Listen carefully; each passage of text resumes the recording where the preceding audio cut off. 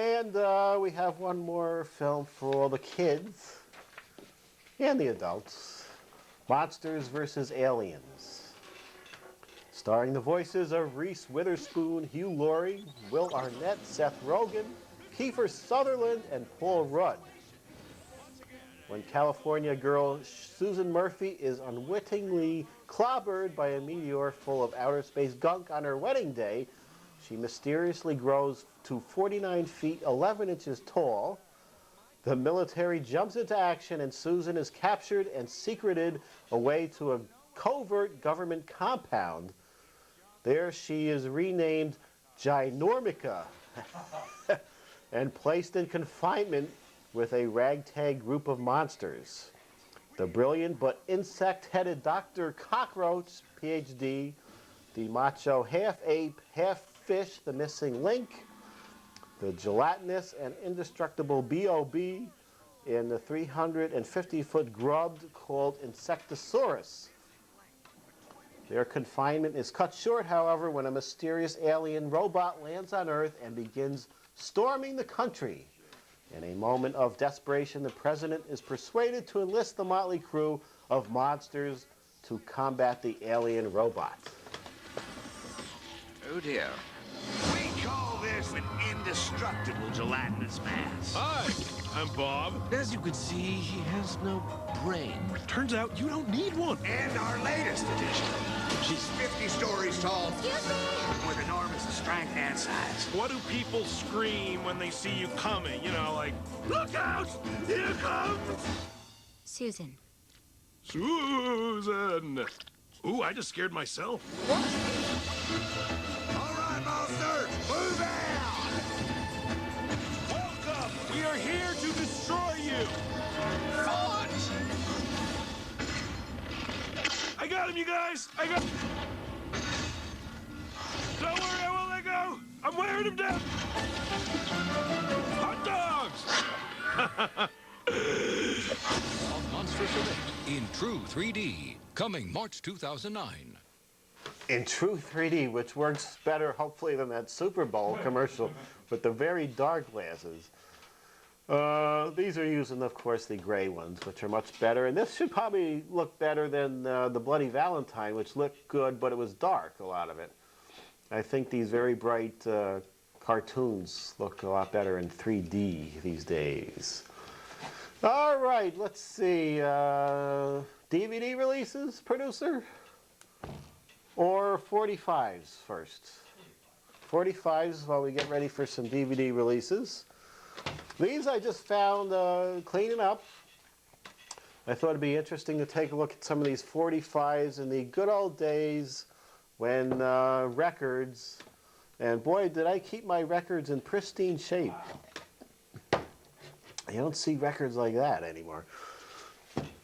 Taylor Dane is appearing at the Chiller Show. We'll probably go that into more in a couple weeks. And a lot of these were from TV shows. This was You Belong to the City, which was, of course, used in Miami Vice. What happened to him? Which one? Tubbs or? I don't know. He's in the Eagles, right? They're still touring around. Of course, I don't know if this was used in Miami Vice, but of course, Heartbeat from Don Johnson, his debut album. It was still at the point in the 80s where stars of TV shows were singing, like David Hasselhoff. Oh, Weird Al doing his Eat It, Beat It parody.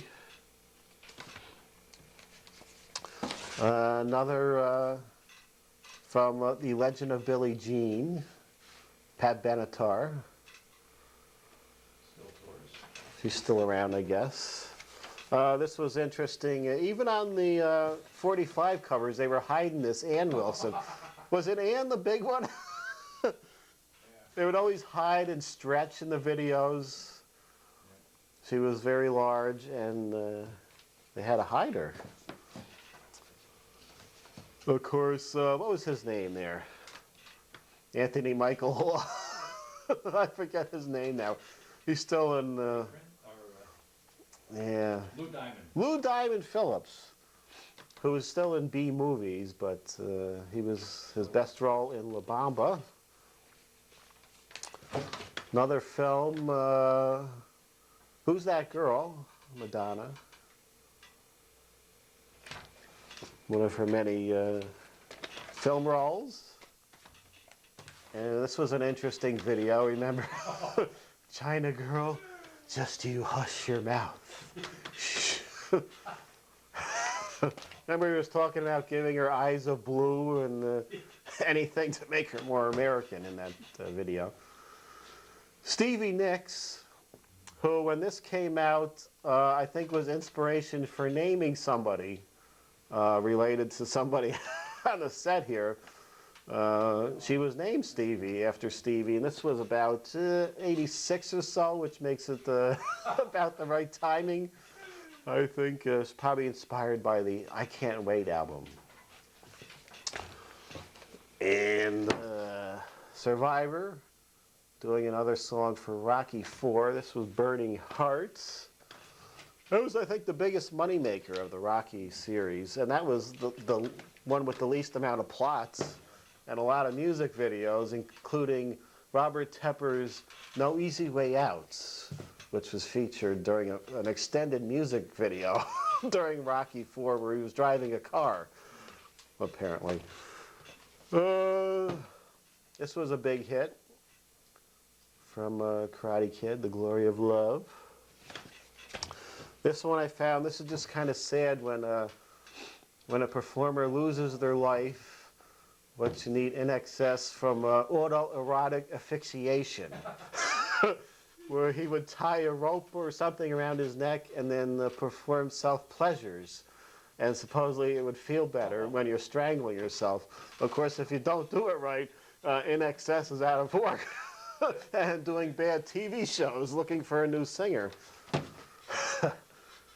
This was from Billy Joe, looking much younger there, from Ruthless People. There. Of course, the James Bond films always had singles out.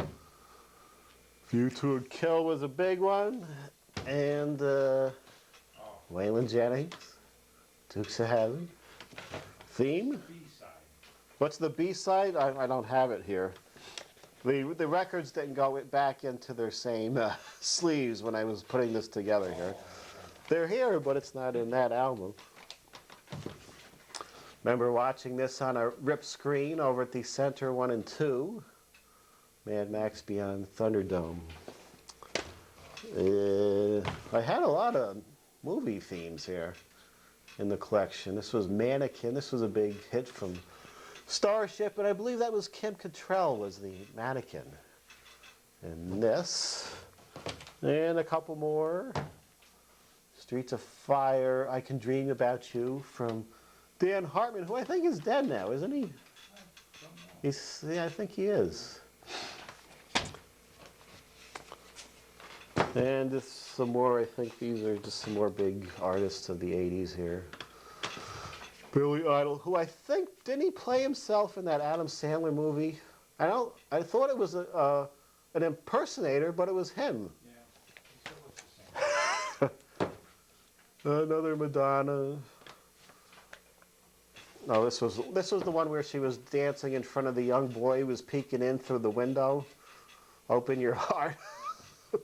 A very suggestive video. And finally, the man who did most of the themes from the 80s, Kenny Loggins.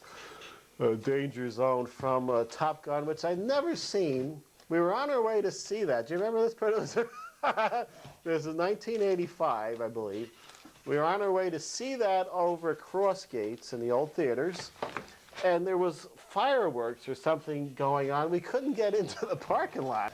It's a little behind the scenes. Oh yes, I don't think we've given our address out in a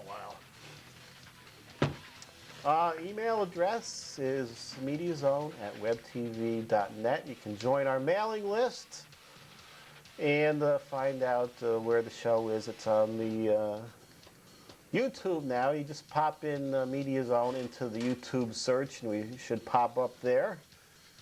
And we don't need this address right now, although we are getting some communication with the advertising agency that gives us the screeners. As of right now, we don't have any big screenings coming up. Yeah, so make sure you join our newsletter right there, and we'll see you next time.